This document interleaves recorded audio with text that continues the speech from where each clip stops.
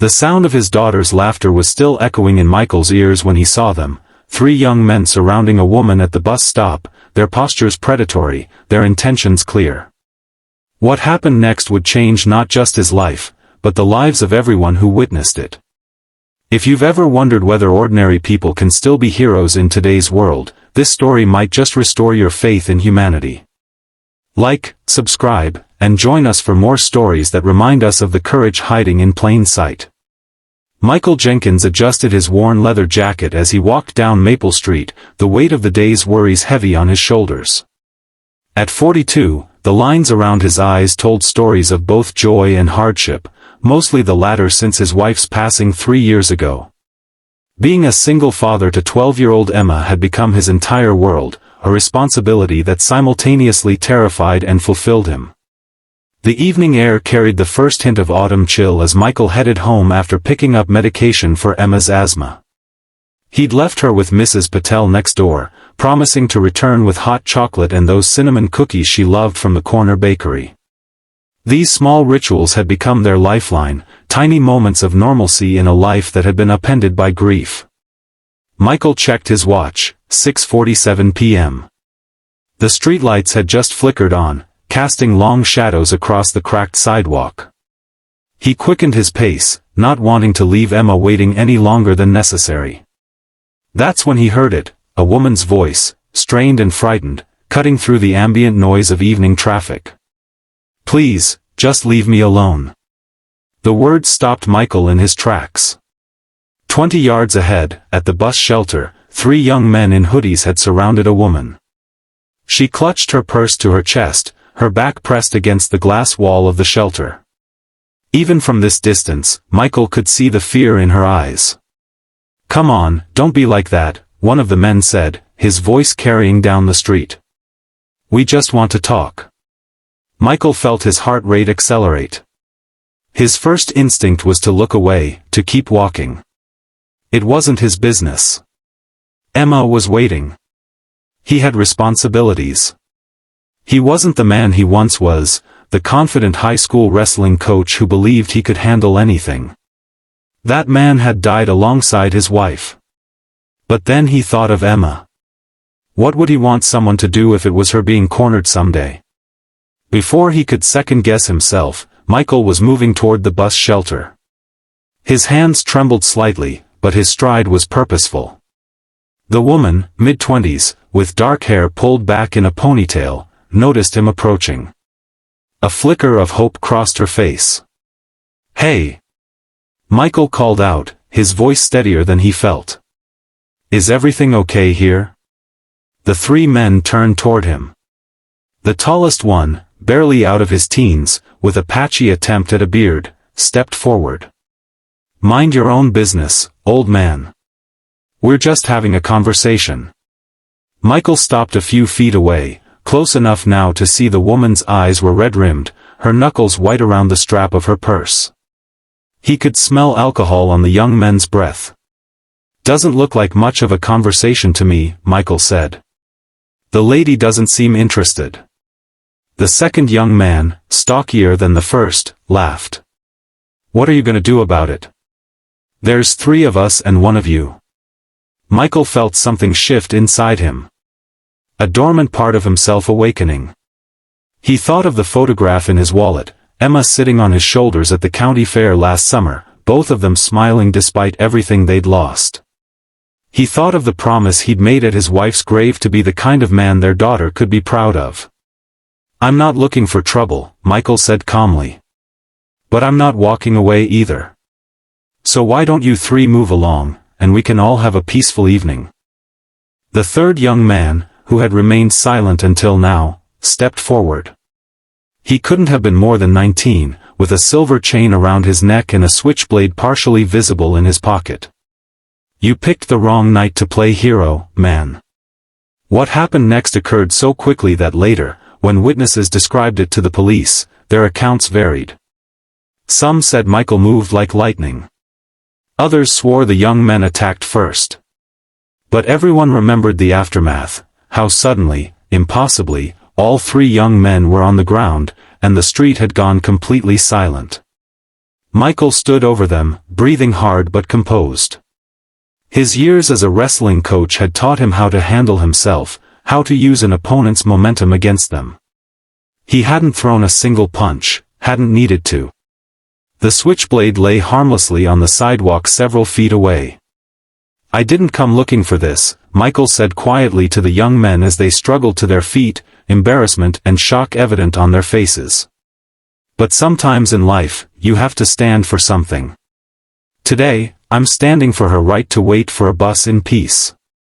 The tallest one helped his friend up, muttering curses under his breath. But something in Michael's steady gaze, not angry, not triumphant, just resolute, made them back away. They retreated down the street, occasionally glancing back as if they couldn't quite believe what had happened. The woman stepped forward, her hands still shaking. "Thank you," she whispered. "I don't know what would have happened if you hadn't come along." Michael nodded, suddenly self-conscious. "Are you okay? Do you need me to call someone?" Her name was Alicia Rodriguez, a nursing student who had just finished a late clinical rotation at the hospital. She'd missed her usual bus and found herself waiting alone as darkness fell. What began as catcalls had quickly escalated to something more threatening. "I should be fine now," she said, attempting a smile. "My apartment is just 2 stops away." By now, a small crowd had gathered, people who had witnessed the confrontation from nearby shops or passing cars. An elderly man clapped Michael on the shoulder. A teenage girl was recording with her phone. Someone had called the police, who arrived minutes later to take statements. "You didn't even hit them," one officer remarked, impressed, after reviewing the security footage from the convenience store across the street. "Just redirected their energy. Clean technique." Michael shrugged. "I used to teach high school wrestling. It's been a while, though." What Michael didn't say was how alive he felt in that moment, not because of the confrontation, but because for the first time in 3 years, he had acted without the paralyzing weight of grief dictating his choices. He had been present, fully present, in a way he hadn't been since the night he'd held his wife's hand as she slipped away. As the police finished their report and the crowd dispersed, Michael checked his watch again, 7:23 p.m. Emma would be worried. He politely declined when the officers offered him a ride home, saying he needed the walk to clear his head. But as he turned to leave, Alicia touched his arm. "Wait," she said. "I don't even know your name." "Michael. Michael Jenkins." "Michael," she repeated. "I'm a stranger to you, but you risked yourself for me tonight." "Why?" He thought about it for a moment. "I have a daughter," he finally said. "I want her to grow up in a world where people look out for each other. Where being afraid isn't the default." Alicia nodded, understanding in her eyes. "Your daughter is lucky to have you." Michael smiled faintly. "I'm the lucky one." As he walked the remaining blocks home, Michael felt something he hadn't experienced in years, a sense of purpose beyond just surviving each day. The medication for Emma's asthma was still in his pocket. The cinnamon cookies would have to wait until tomorrow. But he had a story to tell his daughter tonight, a story about choosing courage even when it would be easier to look away. When he reached Mrs. Patel's apartment, Emma was waiting by the window. She threw open the door before he could knock, her face a mixture of worry and relief. "Dad! You're late. I was getting scared." Michael knelt down and hugged her tightly. "I'm sorry, sweetheart. Something happened on the way home." That night, as he tucked Emma into bed, he told her a carefully edited version of the evening's events. He watched her eyes widen with pride in something else, hope, perhaps, or the beginning understanding that the world, for all its darkness, still contained people willing to stand in the light. "Were you scared, Dad?" she asked. Michael considered lying, then decided against it. "Yes. But sometimes being brave isn't about not feeling scared. It's about doing what's right even when you are scared." Emma thought about this for a moment. Like Mom was brave when she was sick. Michael felt his throat tighten. Exactly like that. After Emma fell asleep, Michael sat in the living room, staring at the wedding photo on the mantel. "I think I'm finally finding my way back," he whispered to his wife's smiling face. What Michael couldn't have known that night was how far the ripples of his actions would spread. The video taken by the teenage girl went viral overnight. By morning, local news stations were calling. By afternoon, national ones. People were hungry for stories of everyday heroism, for reminders that one person's courage could still make a difference. 3 days later, Michael received a letter from the mother of one of the young men involved in the incident.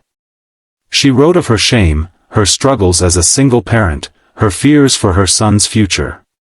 She thanked Michael not for subduing her son, but for showing restraint, for demonstrating that strength didn't have to equal violence.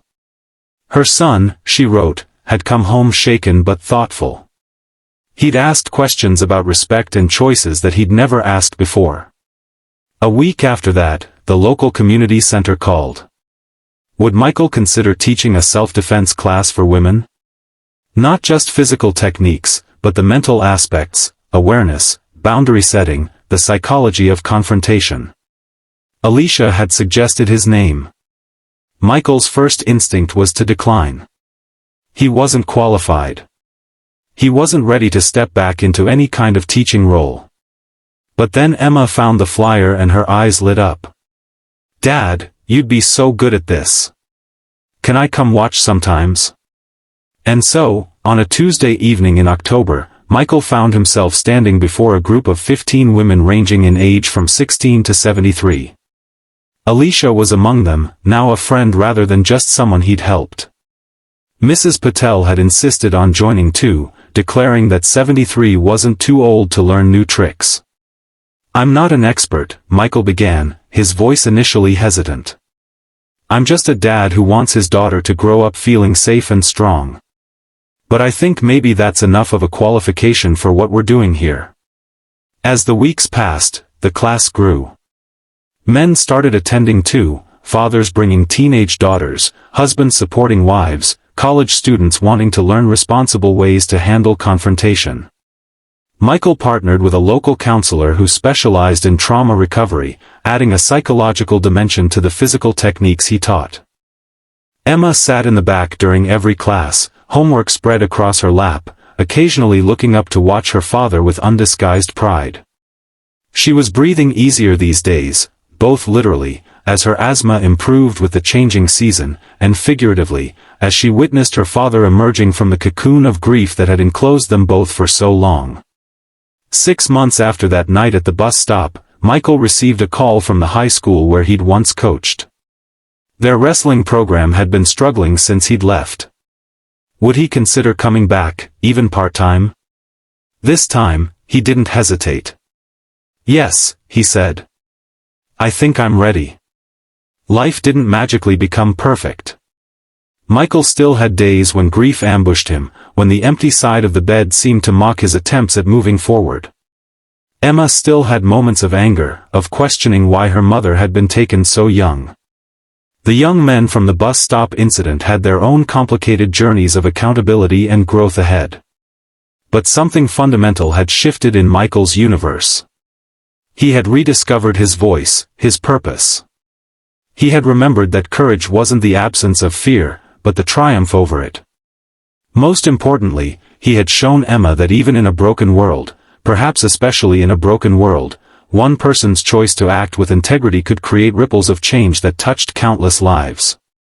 1 year to the day after the incident, Michael and Emma stood at the newly dedicated community garden that had replaced the dilapidated bus shelter. Alicia was there, now graduated and working as a nurse at the local hospital. So were many of the students from Michael's self-defense classes, and even 2 of the young men from that night, who had completed community service and counseling programs. As the small gathering shared stories and planted flowers, Michael felt a sense of completion. Not an ending, he knew better than to think life's chapters closed so neatly, but a recognition that sometimes our most profound impacts come from our most instinctive choices. That night, he had simply been a father who couldn't walk away, who couldn't bear the thought of someone else's child receiving no help in a moment of fear. "Dad," Emma said, tugging at his sleeve and pointing to a monarch butterfly landing on a newly planted marigold. "Look." Michael watched the butterfly's wings open and close, fragile yet resilient, beautiful in its brief moment of rest before continuing its journey. He thought it a fitting metaphor for life itself, these pauses of beauty amid the constant movement, these connections forged in unexpected moments. "I see it, sweetheart," he said, squeezing her hand. "I see it." And in that simple exchange between father and daughter, in that quiet moment of shared wonder, lay the true heart of heroism, not in dramatic confrontations or viral videos, but in the daily choice to remain open to life's beauty and pain, to stand firm when it would be easier to turn away, and to show the next generation that courage is a muscle strengthened through use. The street had gone silent that night a year ago, but the echoes of that silence had given voice to something far more powerful, a community rediscovering its capacity for compassion, and a father remembering how to live.